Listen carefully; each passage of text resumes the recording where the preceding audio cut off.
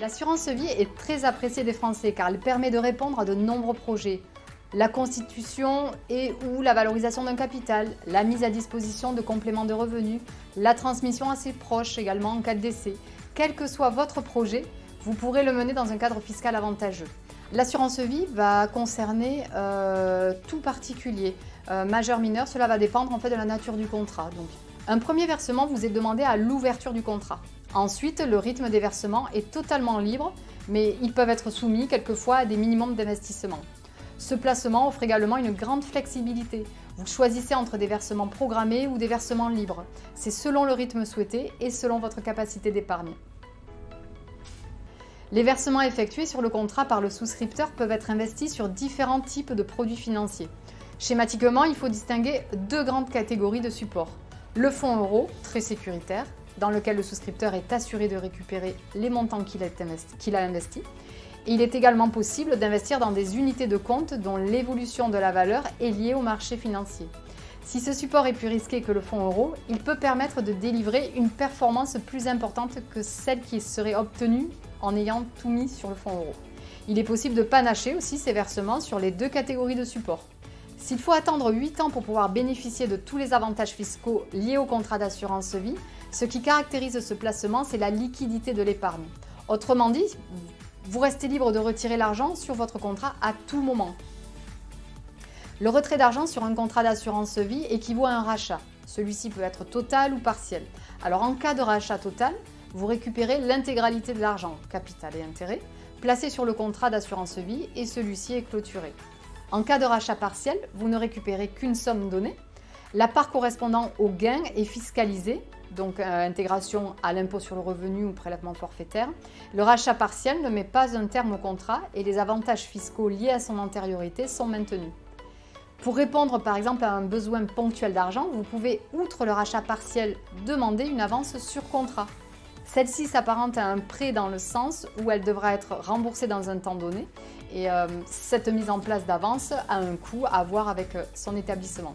Mais contrairement au rachat partiel, il n'y a pas de fiscalité applicable et la somme correspondant à l'avance continue de produire des intérêts. Dans tous les cas, il convient de bien vérifier les clauses prévues dans chaque contrat. En effet, les termes peuvent différer d'un organisme à un autre, comprenant par exemple un délai ou un montant de versement minimum avant l'autorisation de retrait, ou encore le paiement d'une indemnité pour une avance. Lorsque vous effectuez un retrait sur votre contrat d'assurance vie, seuls les produits, c'est-à-dire la différence entre la valeur de rachat du contrat et le montant des versements réalisés net de frais, sont soumis à imposition. Le capital investi n'est jamais fiscalisé. À ce titre, les produits sont au choix, soit intégrés dans votre déclaration de revenus. Les produits déclarés au titre des rachats effectués au cours de l'année seront ainsi imposés après application par l'assureur des prélèvements sociaux en vigueur au taux de votre tranche marginale d'imposition. Ou bien, ce sera soumis au prélèvement forfaitaire opéré par l'assureur. Au-delà de 8 ans d'ancienneté du contrat, les produits bénéficient d'un abattement annuel de 4 600 € pour un célibataire ou 9 200 € pour les couples mariés ou pacsés soumis à une imposition commune. Alors ça va dépendre de plusieurs critères. Tout d'abord, l'identité du bénéficiaire, ensuite la date de souscription du contrat, la date des versements effectués, ainsi que l'âge du souscripteur au moment des versements. Donc, au niveau de l'identité du bénéficiaire, si cela concerne le conjoint ou le partenaire dans le cadre du PACS, la date de souscription n'a pas d'importance. Et les versements effectués, la date de versement effectuée non plus, il y aura une exonération totale des capitaux transmis. En ce qui concerne les autres types de bénéficiaires, la date de souscription va être importante. On va distinguer les contrats souscrits avant le 20 novembre 1991 et les contrats souscrits après cette même date. Donc pour ceux souscrits avant le 20 novembre 1991, il va y avoir une exonération totale des capitaux transmis si les versements ont été effectués avant le 13 octobre 1998. Pour les versements effectués après le 13 octobre 1998, quel que soit l'âge du souscripteur au moment du versement, il y aura un abattement de 152 500 € par bénéficiaire et ensuite une taxation. Si le contrat a été souscrit après le 20 novembre 1991, donc là, la date de versement va être importante. Si les versements sont effectués avant le 13 octobre 1998 et avant les 70 ans du souscripteur, identique, exonération totale des capitaux transmis. Si le souscripteur à verser après ses 70 ans, l'imposition va intervenir au-delà d'un abattement de 30 500 € sur les primes versées. Et pour tous les versements effectués après le 13 octobre 1998, un abattement de 152 500 € par bénéficiaire et taxation au-delà si le souscripteur avait moins de 70 ans au moment des versements. Et s'il avait plus de 70 ans, imposition au-delà d'un abattement de 30 500 € sur les primes versées.